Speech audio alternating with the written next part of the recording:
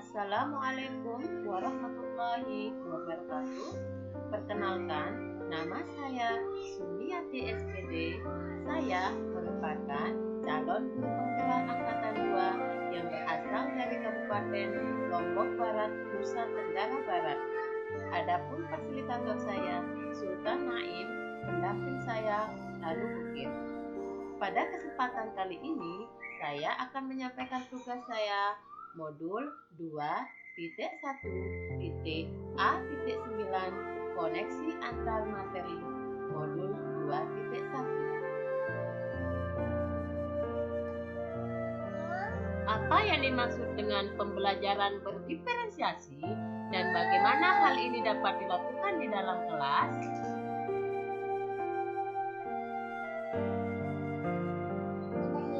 Jadi, pembelajaran berdiferensiasi adalah serangkaian keputusan yang masuk akal atau common sense yang dibuat oleh guru yang berorientasi kepada kebutuhan murid.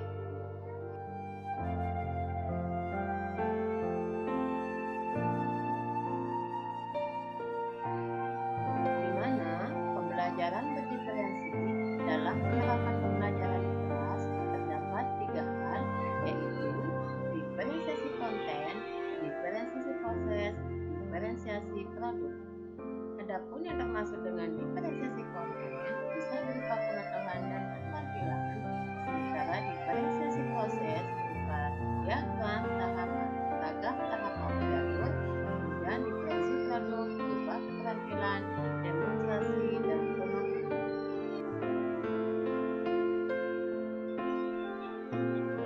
Lalu, bagaimana pembelajaran berdiferensiasi dapat memenuhi kebutuhan belajar murid dan membantu mencapai hasil belajar yang maksimal?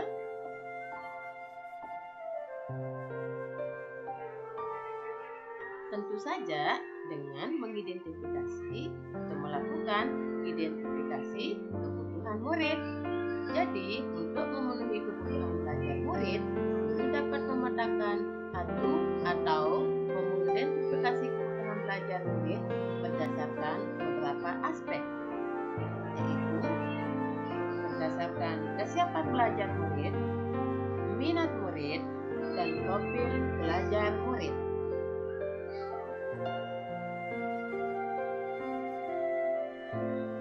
Identifikasi kesiapan belajar murid bisa kita lihat berdasarkan cepat atau lambatnya seorang murid dalam memahami suatu materi, sederhana atau kompleks, terstruktur atau terbuka, tergantung ataukah mandiri, lambat atau cepat, konkret atau abstrak.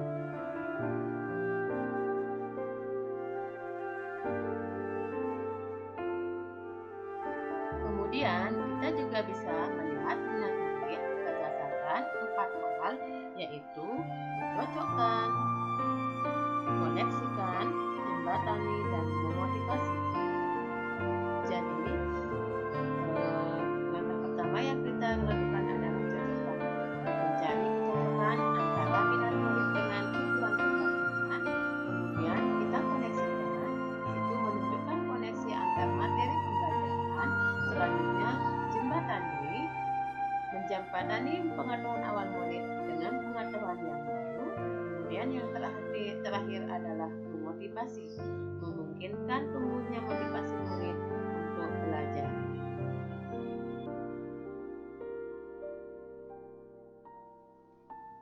Selanjutnya, profil belajar murid bisa kita lihat dari beberapa hal, seperti lingkungan, pengaruh budaya, gaya belajar, serta multiple intelligence.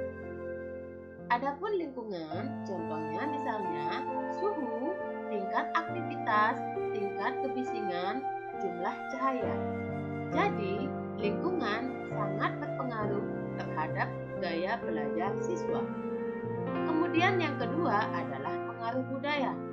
Apakah santai atau terstruktur, pendiam ataukah ekspresif, personal ataukah impersonal.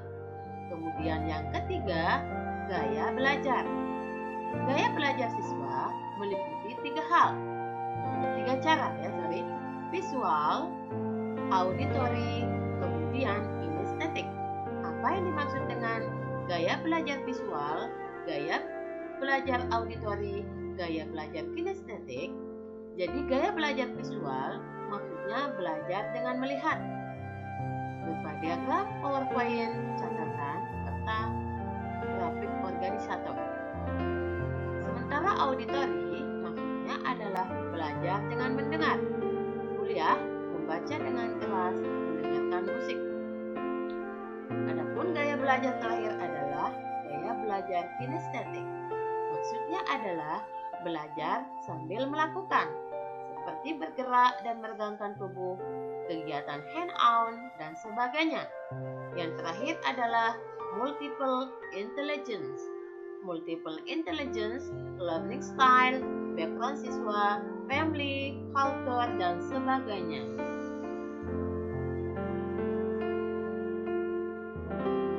Lalu, jelaskan bagaimana Anda melihat kaitan antara materi dalam modul ini dengan modul lain di program pendidikan guru penggerak.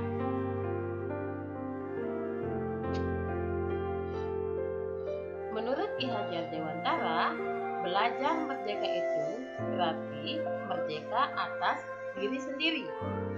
Jadi, minat dan bakat siswa itu harus merdeka untuk berkembang seluas mungkin.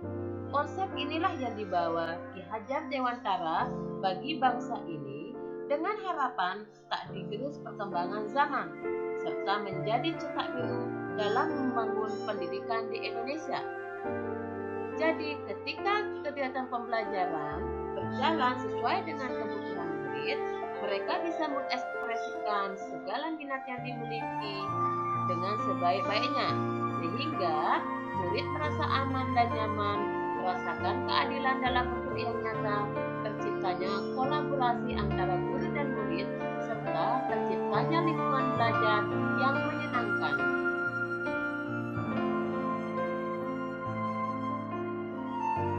Ki Hajar Dewantara juga memiliki filosofi, salah satunya adalah teori Handayani, di mana nilai dan peran guru penggerak di sini adalah guru menghargai dan mendorong potensi yang dimiliki siswa, maka guru harus bisa melihat keberagaman, baik itu tingkat intelektual, bakat, potensi, minat, motivasi belajar, kemampuan sosial, emosi, gaya belajar, kebutuhan khusus, kecepatan belajar, latar belakang budaya, norma nilai, dan atau lingkungan peserta didik yang dimiliki